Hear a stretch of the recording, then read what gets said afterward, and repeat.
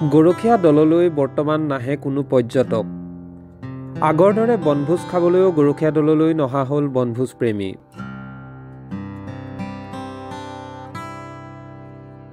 অসমৰ চাৰিওফালে আহোম যুগৰ ইতিহাস জিলিকি আছে।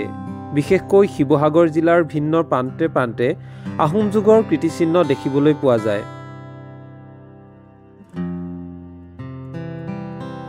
কিছুমান কীৰ্তিচিহ্ন আজিও জিলিকি আছে আৰু কিছুমান লাহে লাহে ধ্বংস হৈ পৰিছে।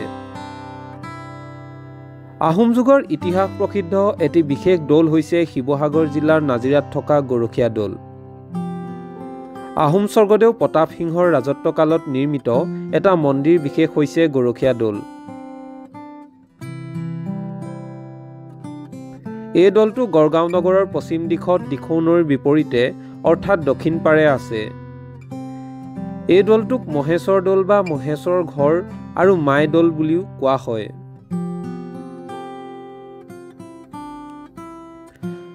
স্বৰ্গদেউ প্ৰতাপ সিংহই ৰজা হোৱাৰ পাছতেই পূৰ্বতে পূজা কৰা শিৱলিংগটি গড়গাঁও নগৰৰ বিপৰীতে এই ঠাইত অষ্টকোণীয়া ভেটি বিন্যাসেৰে দৌল নিৰ্মাণ কৰি থাপনা থাপি নিয়মিতভাৱে পূজা সেৱা কৰিছিল।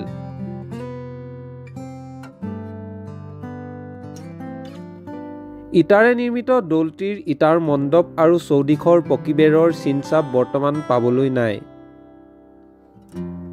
১৭ শতিকাৰ আগভাগত নিৰ্মিত এই স্থাপত্যটিত আহোম যুগৰ প্ৰথম পৰ্যায়ত বিকাশ লাভ কৰা ইটাৰ নিদৰ্শন দেখিবলৈ পোৱা যায়।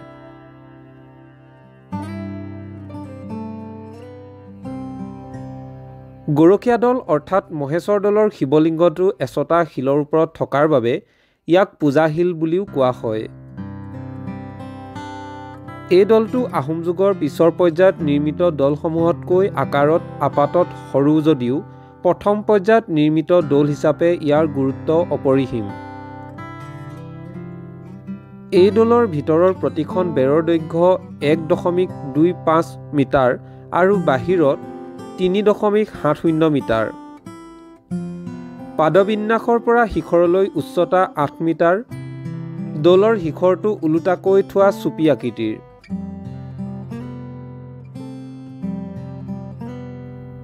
গৰখীয়া দৌলৰ বাস্তু পুৰুষ মণ্ডল বাহিৰে ভিতৰে ৮কোণীয়া।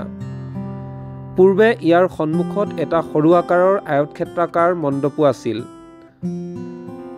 মণ্ডপৰ দিশ বাহিৰে বাহিৰে ৫.৬৪ মিটাৰ আৰু প্ৰস্থ ৩.৭০ মিটাৰ আছিল।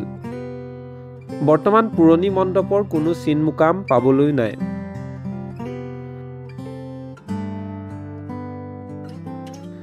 মধ্যযুগৰ প্ৰথম অৱস্থাত নিৰ্মিত গুৰুত্বপূৰ্ণ স্থাপত্যকলা হিচাপে বিবেচিত মহেশ্বৰ দৌলৰ মণ্ডপ অংশ ইতিমধ্যে ভাগি পৰিছে। এই দৌলৰ কাষতে এটা পুখুৰীও খন্দা হৈছিল আৰু সেই পুখুৰী বৰ্তমানে পোত গৈ সামান্য অৱশেষে বাকী ৰৈছেগৈ। দৌলত বৰ্তমানেও পূজা সেৱা কৰা হয়। চৰকাৰী নথিত ৫১ নম্বৰ দাগত এই দৌলৰ বাবে সংৰক্ষিত মাটিকালি হৈছে ৪ কঠা ১০ লোচা।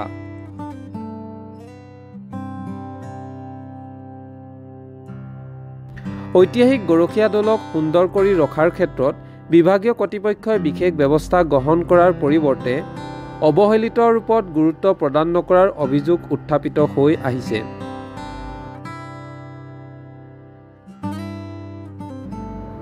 বিগত কেইবাটাও বছৰ ধৰি এই ঐতিহাসিক ঠাইডোখৰ সুন্দৰ কৰি বনভোজস্থলীলৈ ৰূপান্তৰ কৰা হৈছিল যদিও পুনৰ অৱহেলিত হৈ পৰিছে ঠাইডোখৰ।